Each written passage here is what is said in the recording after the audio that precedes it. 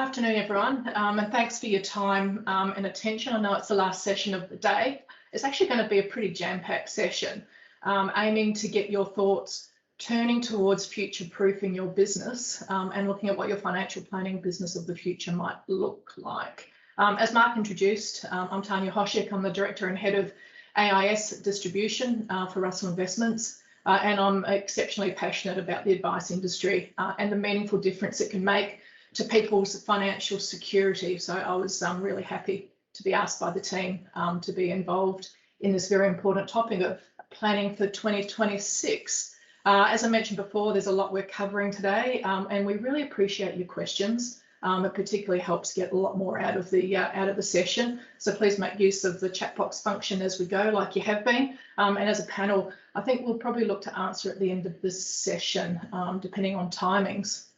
Now, I'm just going to talk through a few concepts with the holder slide rather than sort of distracting from all of the great information that's following me. But a couple of things come to mind when thinking about 2026. Whilst it seems so far away now, I mean, just think how quickly the past 2 years have flown. Time seems, in the way I term it, time seems to have had a special skill of escaping recently. But I think more importantly, what the last 2 years has shown us is that we do have a high and potentially higher level of resilience than we thought. And I put this down to maybe change. That's been one of the few constants in our industry over the past almost 25 years that I've been working in financial services, has actually set us up to manage through this time really well. And those businesses that have adapted to the constant or continual changes seen over all these years have actually thrived. So it's a given that there's likely to be more change throughout the next 5 years, and the way you choose to adapt to it is critical. So I'm joined today by the team you know very well. In order of speaking, I think this has got this right. So we've got Sharon Walker, the Practice Development Manager for Queensland and Regional Victoria. We've got Barry Stratz, the Regional Manager for SAWA. We've got Sam Amos, the National Practice Manager, and Glenn Loadsman, the Practice Development Manager for New South Wales and ACT. So they'll be following at the conclusion of my little bit. As I mentioned, they're going to be sharing a lot of insights and information about setting the course for the next 5 years. And I think particularly given how quickly things have flown the last couple of years, it's even more important to make sure we start preparing for the next 5 before we all of a sudden arrive there. Because as we know, it all goes fast. So one of the things I wanted to touch on was a bit of an industry overview. So at an overall industry level, what we know is the number of advisors have substantially decreased from, and I think I got my stats from a recent article, from over 24,500 advisors at the end of September 2020 to currently just over 18,900 at the end of September 2021, or in other words, a drop of 24%. I mean, that's a huge loss of skill to our industry.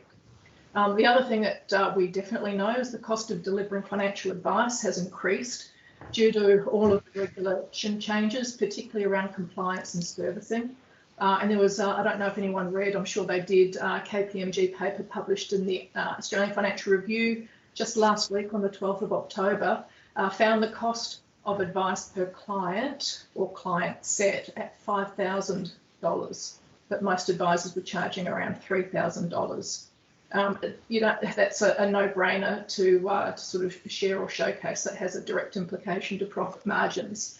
However, complexities in navigating through all the vagaries, changing legislations and regulations continues to be really difficult for those without the knowledge, time, or the inclination.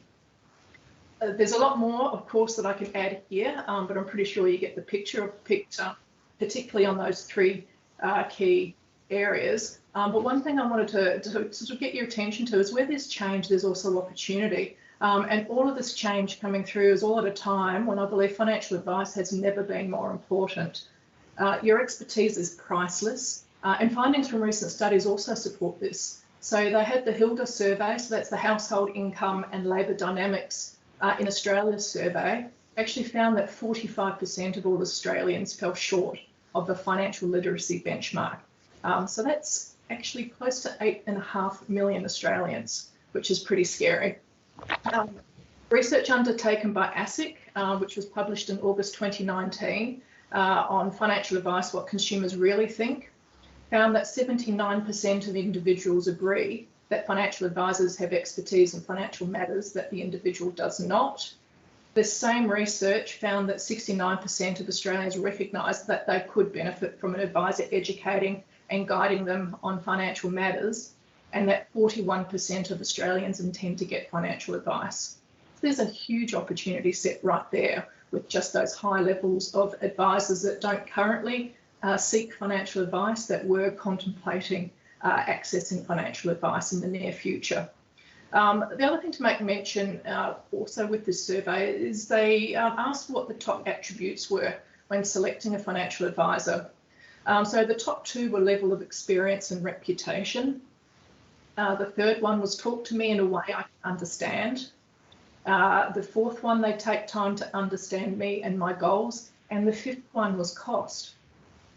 Another thing to note is that whilst it was on the top 5 list, it was not number 1 in importance. And also interestingly, when this same question was framed to those Australians that have already received advice, it dropped significantly in the category, showing that those who have received advice trust the idea and cost is less of an issue. So the opportunity over the next 5 years and beyond is substantial as our industry continues to concentrate and shrink. Hopefully we don't get another 24%, but the numbers of Australians intending to get financial advice is increasing. So now is a really great time to think about how we can prepare our business to capture some of this opportunity. So at Russell Investments, we've had a commitment for over 85 years to improving financial security for people, and we believe quality advice is a key to achieving this objective.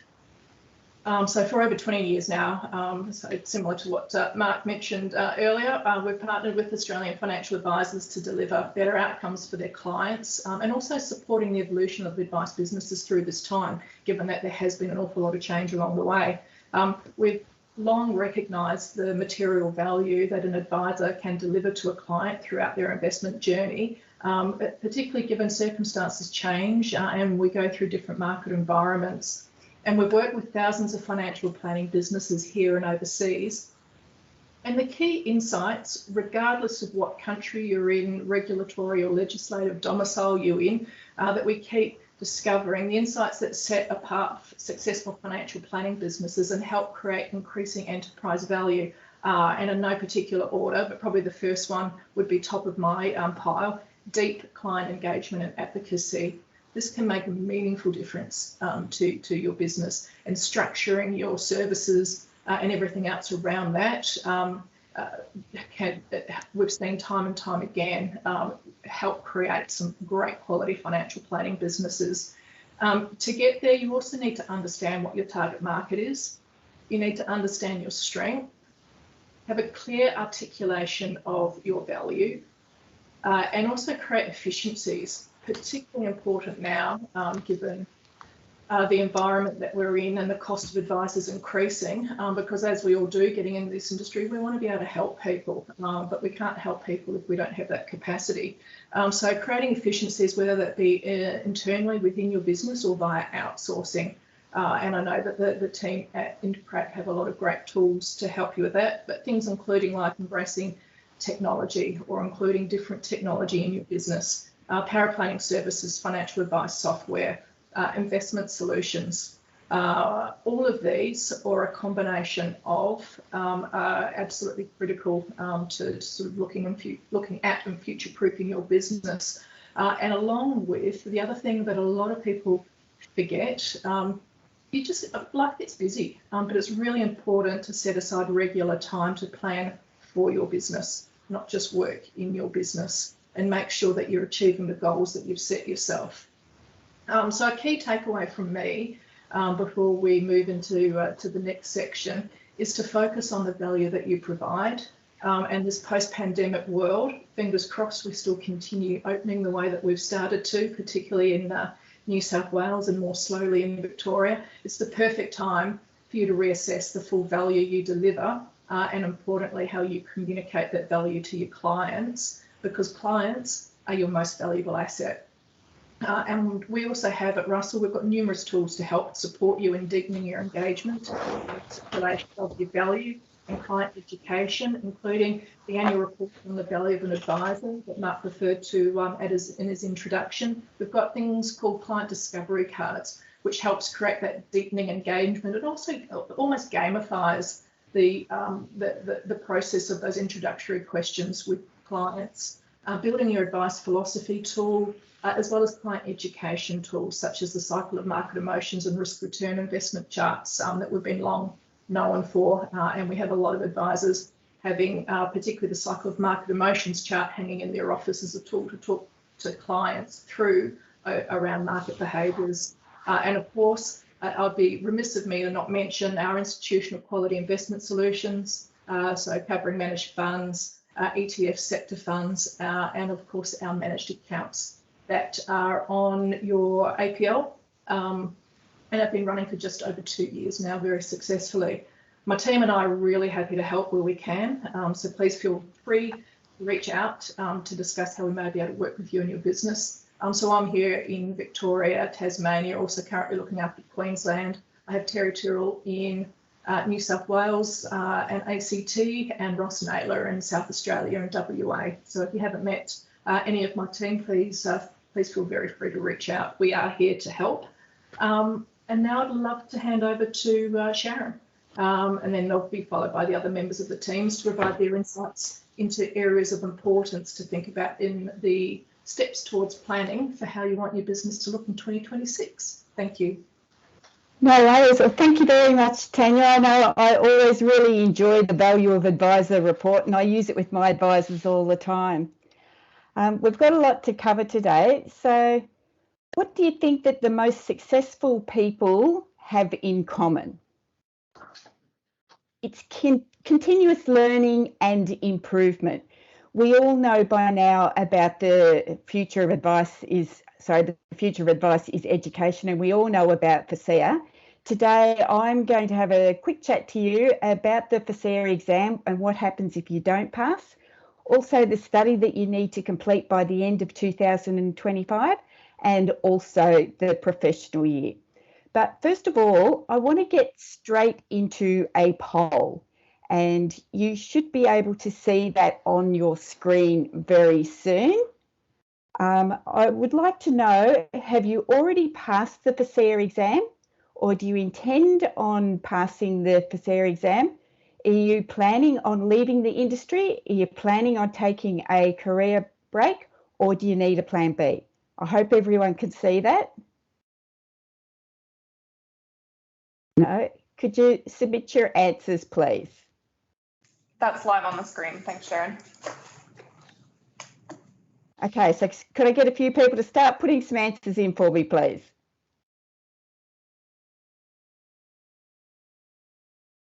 Okay, so we've got about 77% that have passed, and yeah, 17 on passing. So yeah, that's some very interesting results.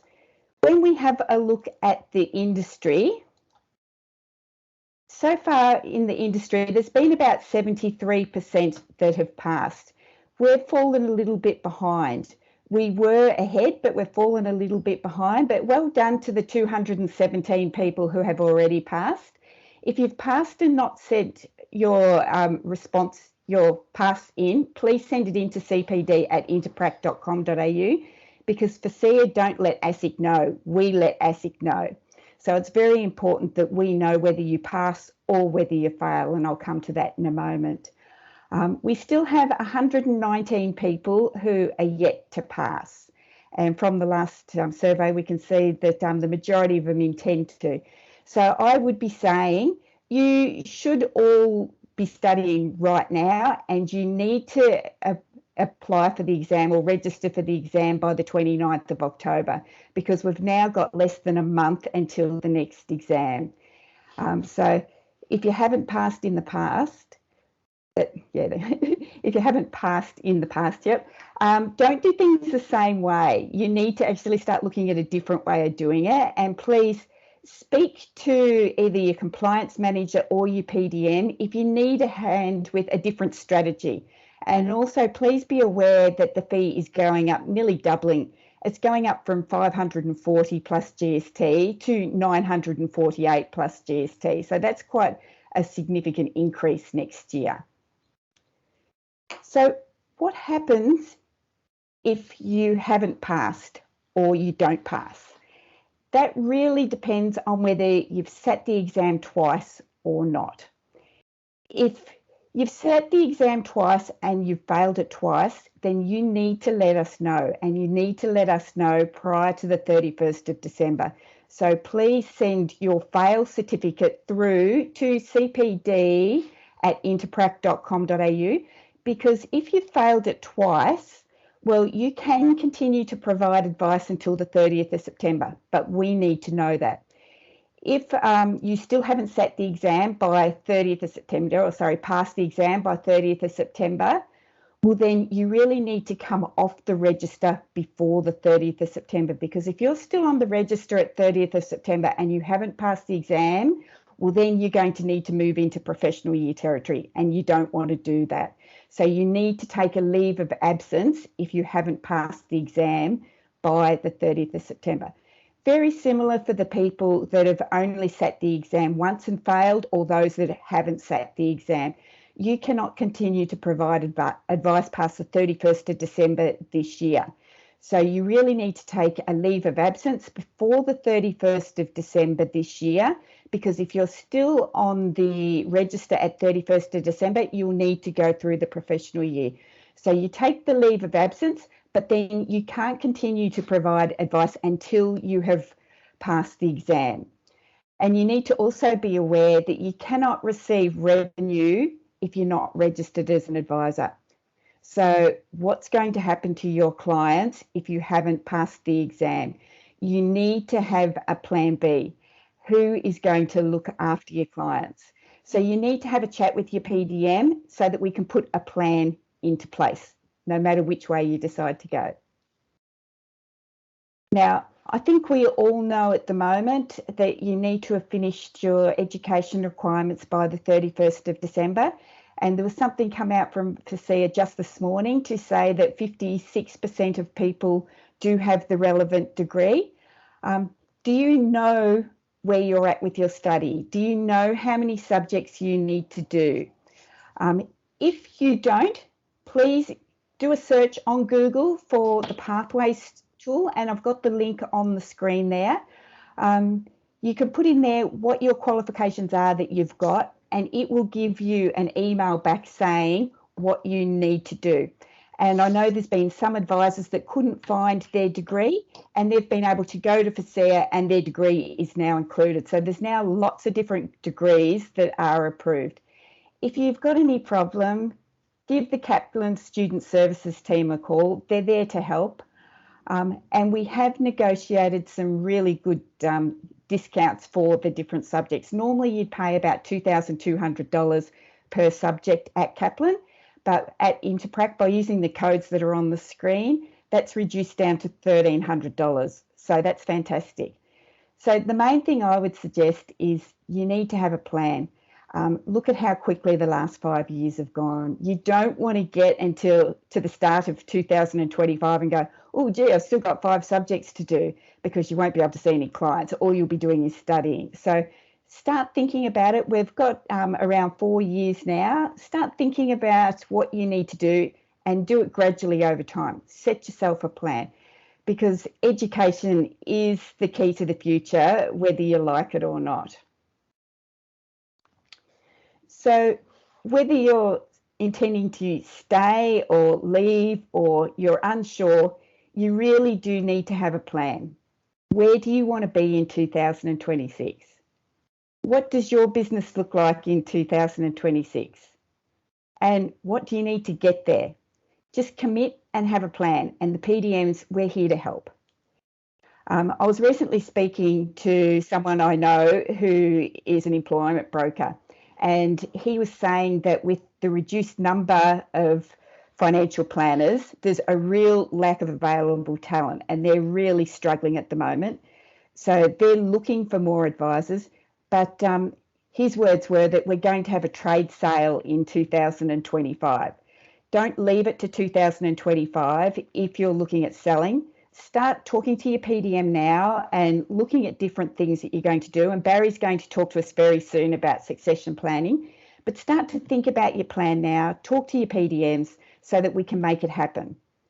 Now, one of the options that is coming up is the professional year. Now, we've recently had one person graduate from the professional year and has recently been appointed as an authorised rep. And there's quite a few people that are looking to get into planning. The best thing is to have a chat with your local uni, because there's lots of graduates out there that are looking for positions.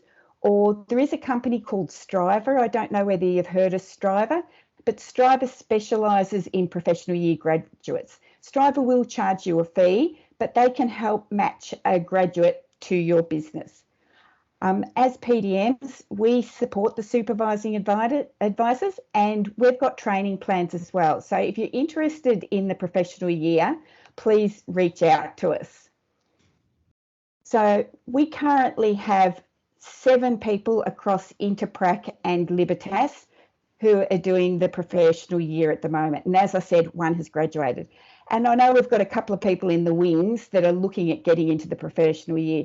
So at the moment, we make up about 5% of all professional year new entrants across the industry. So I think that's a great thing. That Interprac and Libertas have got more experience than a lot of the different licensees out there.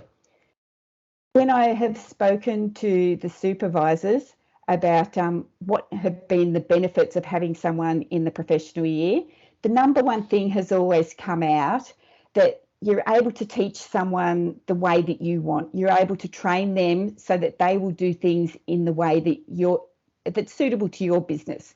So you will get a better quality advisor than hiring someone that you're off the street.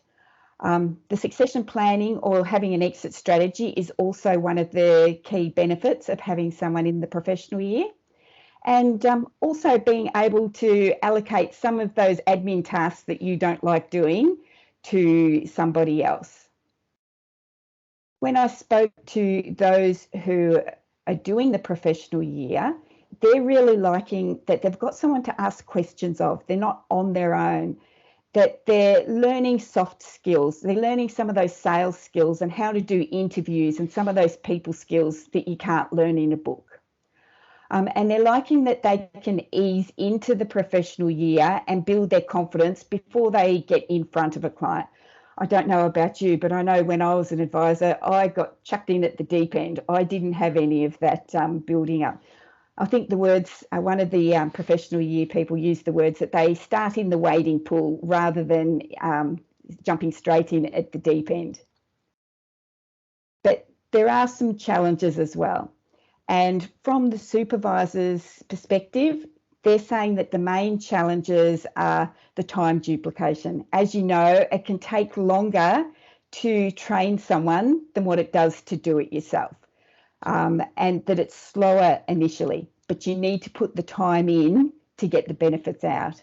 And the other disadvantage really is that you're hiring someone, but you're not getting any revenue initially. But I think they all agree that it's short-term pain for long-term gain. From the new entrants perspective, I don't think there's a single new entrant that likes the logbook that must be completed. As PDMs, we can help you with that. I think the other thing that some of the professional year candidates are thinking is that they've got different ambitions and expectations than what their supervisors have. So it's really important that if you're getting someone in the professional year, that you're clear what your expectations are and what you want. And same with the people in the professional year, because really they're joining the professional year because they want to become advisors. They don't want to be glorified CSOs. So make sure you set clear expectations. And the other thing that has been is a bit of a lack of structure, because a lot of it it's learning on the job. So I think some of the professional year candidates have felt there's a lack of structure. And as PDMs, we're trying to change that and put a little bit more structure into it. But the main thing is that if you're looking at the professional year, go into the FASEA website. There's a whole section in the FASEA website about the professional year, and as PDMs, we're here to help as well. So I have got another poll. Hopefully you should see it. I think there was a bit of trouble last time. So the poll is, what are your intentions? Will you remain as an advisor, or do you intend on leaving the industry? Are you planning on changing a role within the industry, or are you uncertain?